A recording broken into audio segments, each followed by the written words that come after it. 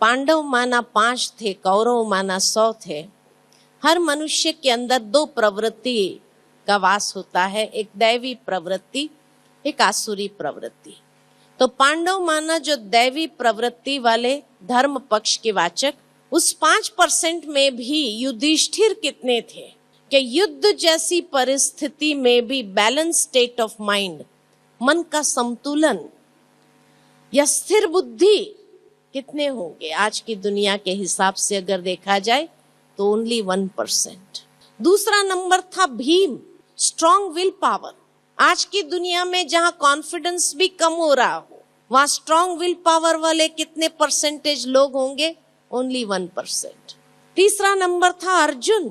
अर्जुन माना जो अर्जन करना जानता था।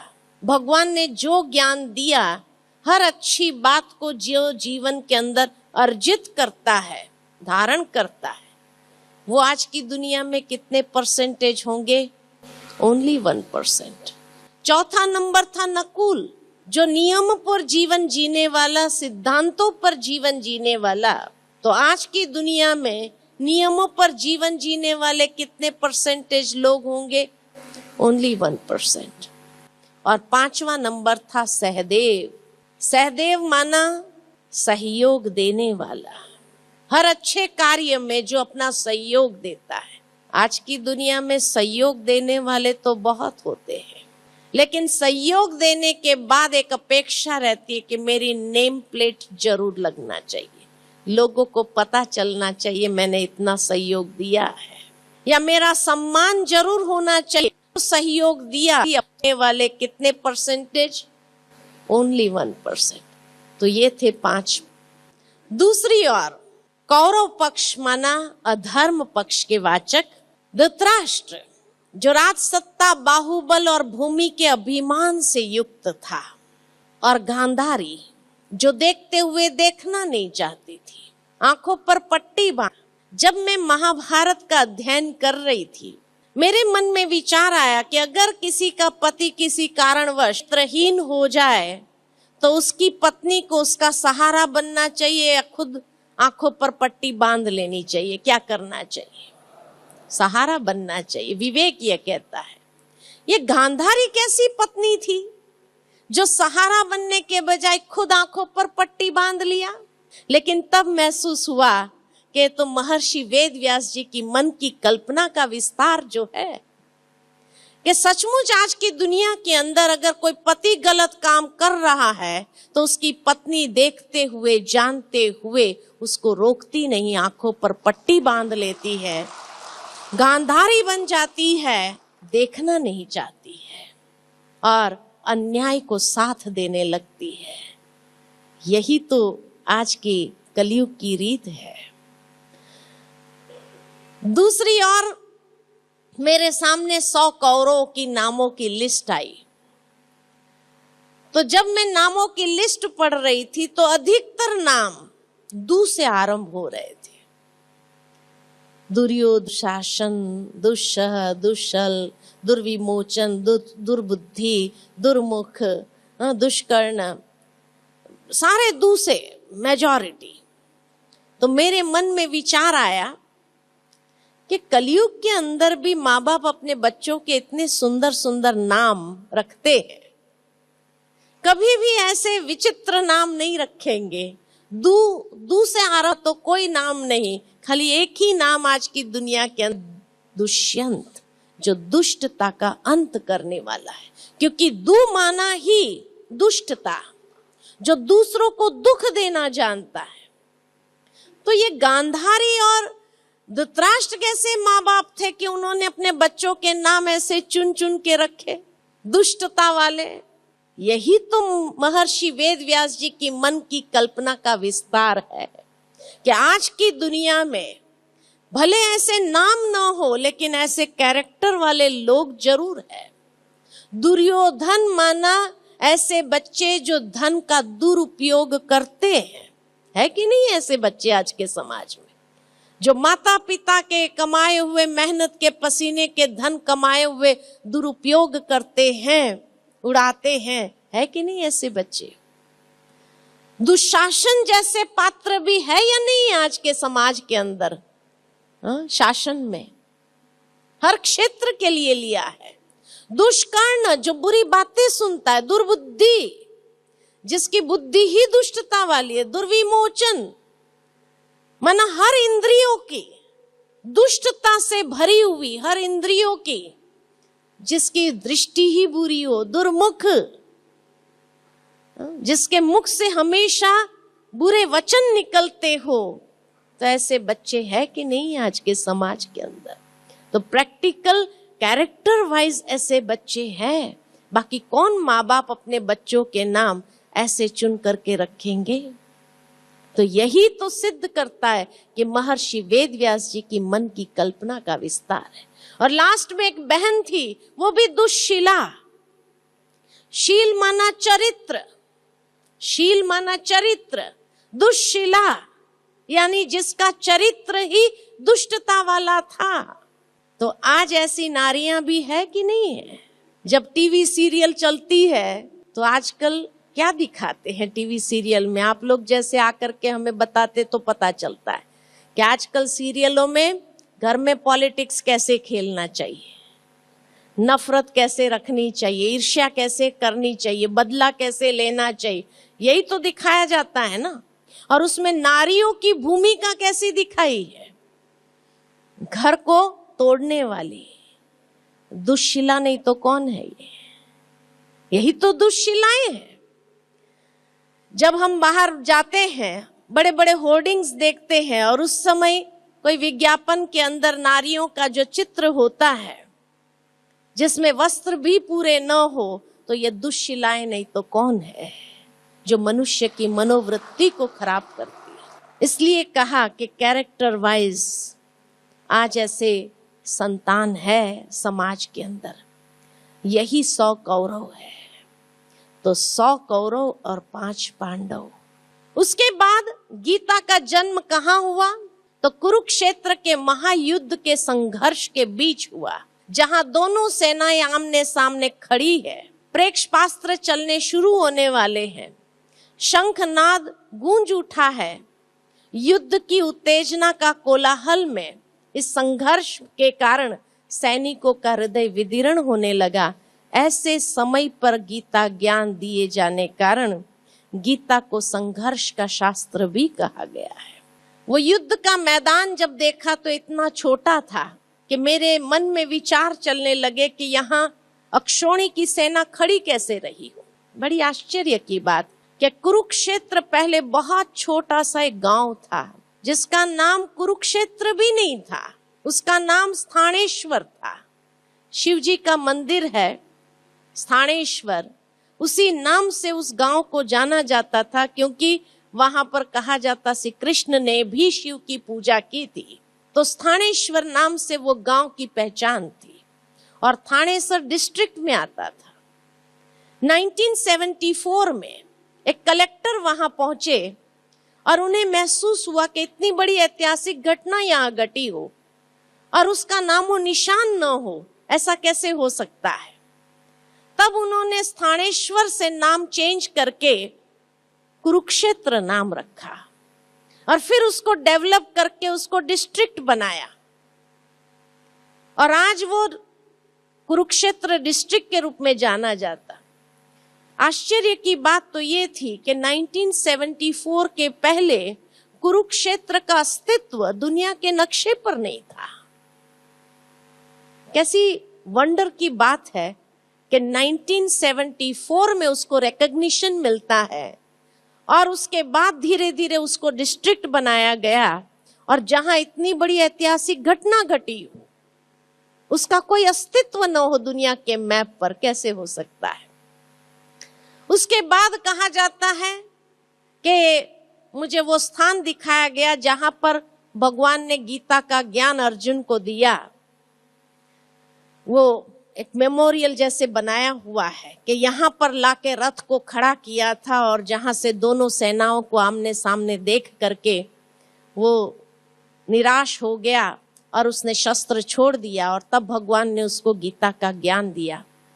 और सभी के शंखनाद पहले अध्याय में ही आते हैं कि सभी महारथियों ने अपने अपने शंख बजा दिए युद्ध की तैयारी में। तो मैंने उस भाई से पूछा, जो मुझे दिखा रहे थे, मैंने उस भाई से पूछा कि युद्ध के मैदान में अर्जुन निराश हो गया, निराश होकर के शस्त्र छोड़ दिए उसने, और भगवान ने गीता का ज्ञान सुनाया, 18 अध्याय 700 श्लोक।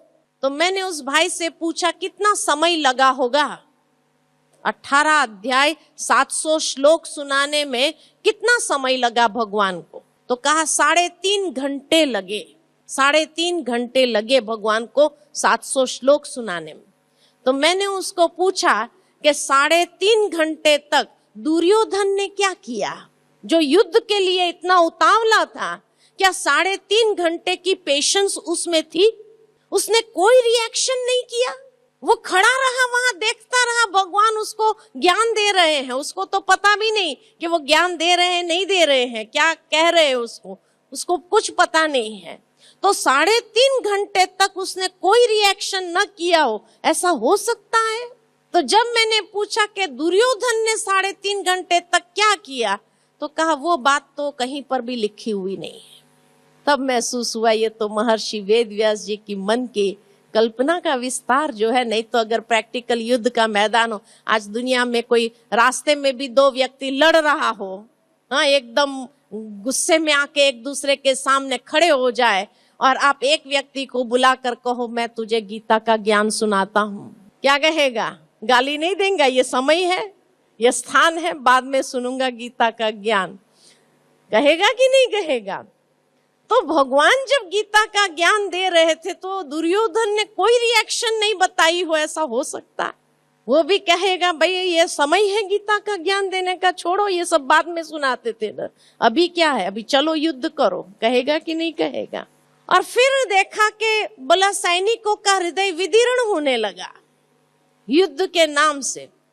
अब अक्षौणी की सेना जो थी, किसकी थी? भगवान की थी, श्री कृष्ण की सेना थी। ये तो सभी जानते हैं कि भाई उसने दिया दुर्योधन को। अब जिस राजा ने सारी सेना को खिलाया पिलाया, उनकी परवरिश की हो, भले उसने दे दिया, लेकिन वो सैनिक किसको वफादार रहने चाहिए? अपने मालिक को या दूसरे को? किसको वफादार रहना चाहिए? मालिक को वफादार। तो वो कैसे तैयार हो गए? इसीलिए कहा उनका हृदय विदीर्ण होने लगा था। और उसके बाद अक्षौणी की सेना, तो मैं इंटरनेट पर जाकर के सर्च कर रही थी कि एक अक्षौणी में कितने होते हैं। तो मुझे पता चला कि महाभारत के समय संगठन के लिए पत्ती का इस्तेमाल होता था, पत्ती की इकाई निश्चित किया गया था, और एक पत्ती में एक रथ, एक हाथी, 5 पैदल सैनिक और 3 घुड़सवार होते थे। उस हिसाब से एक पत्ती के अंदर, तो एक अक्षौणी में कितनी पत्ती थी? तो कहा 2187 पत्ती थी। 2187 पत्ती माना एक अक्षौणी। तो इसका मतलब एक अक्षौणी में 2187 रथ थे, 2187 हाथी थे, 10,935 पैदल सैनिक थे और 6,561 घुड़सवार थे एक अक्षौणी में। और वो मैदान तो इतना छोटा सा है।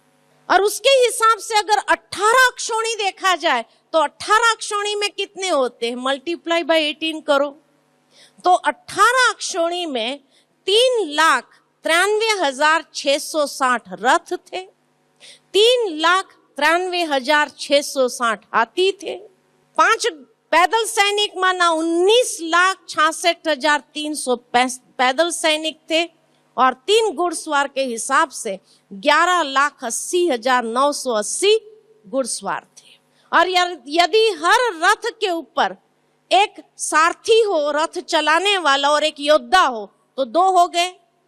इसी तरह हाथी के ऊपर एक महारथ, हाथी चलाने वाला, और एक योद्धा हो तो 2 हो गए, तो डबल दी अमाउंट हो गया। तो इसका मतलब 18 अक्षौणी में 7,87,320 रथों पर थे, 7,87,320 हाथियों पर थे, 19,66,300 पैदल सैनिक थे और 11,80,980 घुड़सवार थे।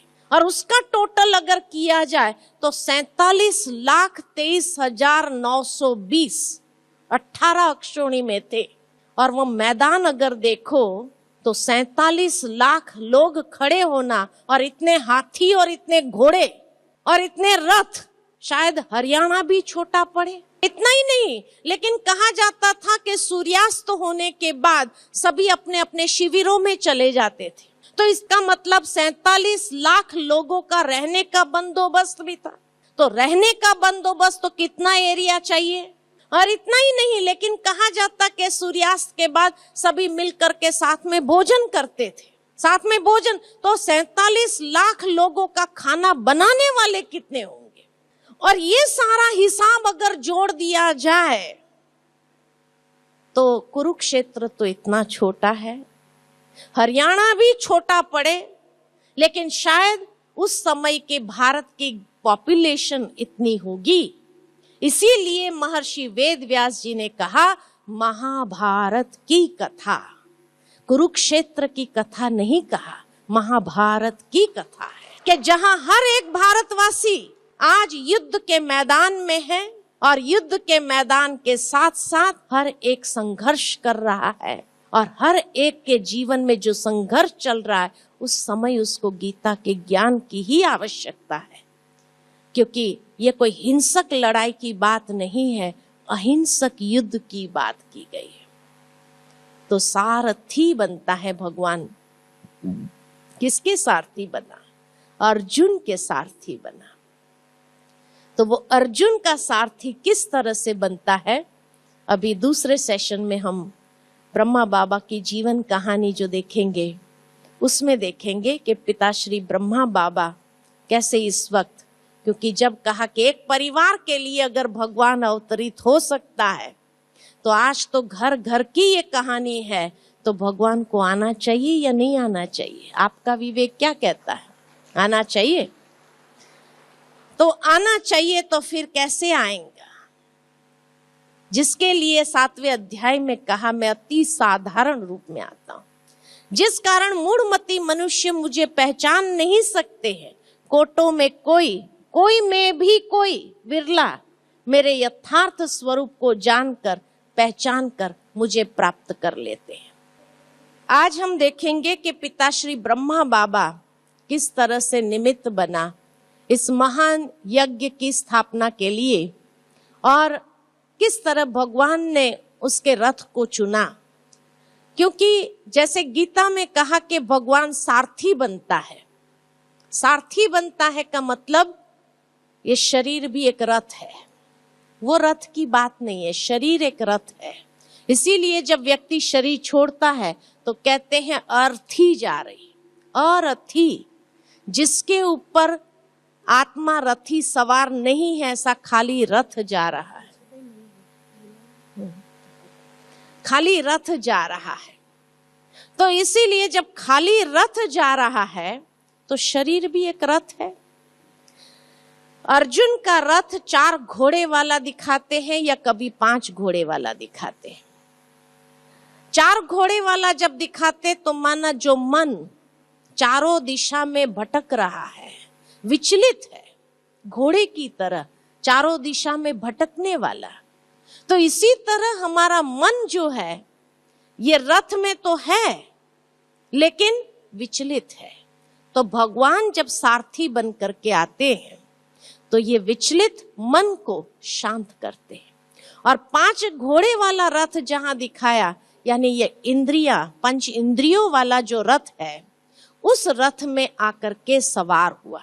अब जरूर है भगवान युद्ध नहीं करेगा, क्योंकि जो मनुष्य के अपने जीवन के कर्मों का संघर्ष है वो उसको खुद को करना होगा। उसके लिए भगवान इंटरफियर नहीं कर सकता है। और हमारे जीवन का संघर्ष भगवान लड़ नहीं सकता है, लेकिन सारथी जरूर बन सकता है और सारथी बन करके गाइडेंस जरूर दे सकता है। तो भगवान भी आकर के इस तरह से ब्रह्मा बाबा के तन के अंदर अवतरित होकर के सारथी बनता है।